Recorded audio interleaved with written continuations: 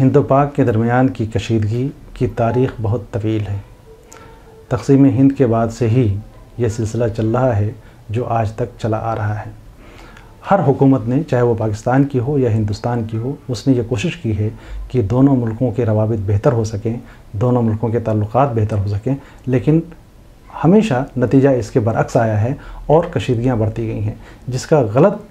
اور منفی نتیجہ یہ سامنے آتا ہے کہ بجائے اپنے ملک کی اقتصادی حالت کو درست کرنے کے، ہم فوجی کارروائیوں پہ زیادہ سے زیادہ پیسے خرچ کر رہے ہیں، اور یہ اسراف جو فوجی کارروائیوں پہ فوج پہ ہو رہا ہے، یہ ایک طرف نہیں ہو رہا ہے، ہندوستان بھی خرچ کر رہا ہے، پاکستان بھی خرچ کر رہا ہے۔ ایک اعداد و شمار کے مطابق ایک سال کے بجٹ کو اگر روک دیا جائے تو ہندوستان کے کئی چھوٹے چھوٹے گاؤں بڑے بڑے شہروں میں تبدیل ہو سکتے ہیں، آمد و رفت کے وسائل بن سکتے ہیں، بجلی کی پیداوار ہو سکتی ہے، روزگار کے مواقع پیدا ہو سکتے ہیں، اور یہی صورتحال پاکستان کے ساتھ بھی ہے کہ اگر ایک سال اس نے دفاعی بجٹ روک کر کے عوامی فلاح کے لیے وہ لگا دے تو وہاں کے عوام خوشحال ہو سکتے ہیں۔ لیکن آپ غور کریں کہ گزشتہ 60 سال میں یہ دفاعی امور پہ جو اخراجات ہو رہے ہیں، اس سے آج دونوں ممالک کہاں پہنچے ہوتے اقتصادی ترقی پہ؟ نہیں ہو رہا ہے۔ کیوں ہم غور نہیں کرتے کہ آج تک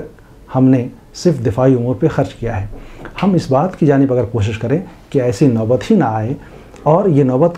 کیوں آتی ہے؟ بار بار اس لیے آتی ہے کہ کھل کر کے ہم مذاکرات کی ٹیبل پہ بیٹھتے نہیں ہیں،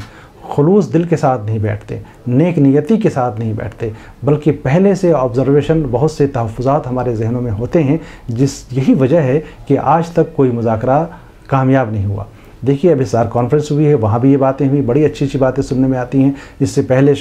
نہ جانے کتنے مذاکرات ہو چکے، بڑی اچھی باتیں سامنے آئیں۔ تو کشیدگی کی بنیادی وجہ اگر ہمیں جو سمجھ میں آ رہی ہے وہ یہ ہے کہ یہ حکمراں اپنے طور پر یہ کوشش کرتے ہیں کہ کم از کم ہم ایسا کوئی قدم نہ اٹھائیں کہ ہماری سیاسی پارٹی پہ ضرب آئے۔ ایک بڑی وجہ یہ ہے۔ دوسری بڑی وجہ یہ ہے، چاہے اس کی جو وجہ بھی رہی ہو، کہ ہندوستان نے ہمیشہ پاکستان سے یہ مطالبہ کیا ہے کہ ہم آپ سے کچھ نہیں چاہتے، ہم صرف اتنا چاہتے ہیں کہ پاکستان کی سرزمین کو ہندوستان کے خلاف استعمال نہ کیا جائے، وہاں کی دہشت گردی جو وہاں پنپ رہی ہے اس کو ختم کرنے کی آپ کوشش کریں۔ یہ آپ کے ملک کے حق میں بھی ہوگا، ہندوستان کے حق میں بھی ہوگا۔ اب ہندوستان میں آئے دن اس طرح کی دراندازیوں کا سلسلہ چلا رہا ہے، تو یہ دراندازی جو ہو رہی ہے، اور ان کی مدد سے جو ہندوستان، جیسے پارلیمنٹ پہ حملہ ہوا، ممبئی بم اٹیک ہوا، یہ سارے شواہد موجود ہیں۔ اگر حکومت پاکستان بہت ہی خلوص دل ہوتی اور نیک نیتی سے کام کرتی تو کم از کم ممبئی بم حملے کے حوالے سے جو مجرمین تھے ان کو سخت سزا دی جاتی، اور ایسے عناصر کو جو پاکستان میں ہیں اور ہندوستان مخالف سرگرمیوں میں ملوث ہیں، حکومت جانتی ہے کہ وہ کون کون سے ادارے ہیں، وہ کون کون سی تنظیمیں ہیں، وہ دہشت گردوں کے کون کون سے نیٹ ورک ہیں، ان نیٹ ورک کو اگر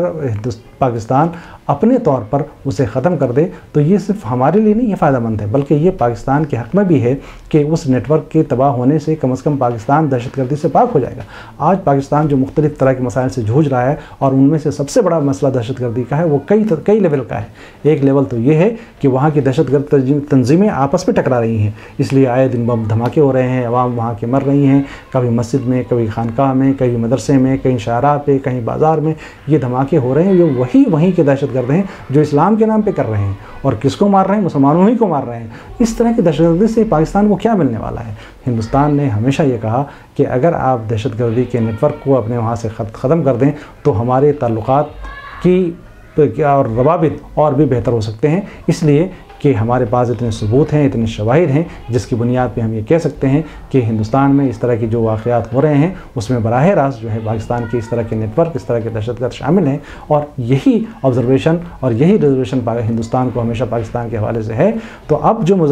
جن مذاکرات کے حوالے سے بات کی جا رہی ہے کہ وہ ٹھوس اور نتیجہ خیز ہوگا، وہ ٹھوس اور نتیجہ خیز اسی وقت ہو سکتا ہے جب حکومت پاکستان اپنے ملک اور اپنی سرزمین میں جو اس طرح کے نیٹ ورک ہیں، اس طرح کے دہشت گرد جو بس رہے ہیں، اس کو جب تک ختم نہیں کریں گے تب تک یہ تعلقات بہتری کی جانب نہیں بڑھ سکتا، اور خطے میں، یعنی خطے کو جنوبی ایشیا میں امن قائم نہیں ہو سکتا۔ تو خود پاکستان کے لیے اور جنوبی ایشیا میں امن قائم کرنے کے لیے، ہندوستان کے روابط میں بہتری چاہنے کے لیے ضروری ہے کہ اس طرح کے نیٹ ورک کو جلد از جلد ختم کیا جائے، تاکہ خود پاکستان کے اقتصادی حالات بھی درست ہو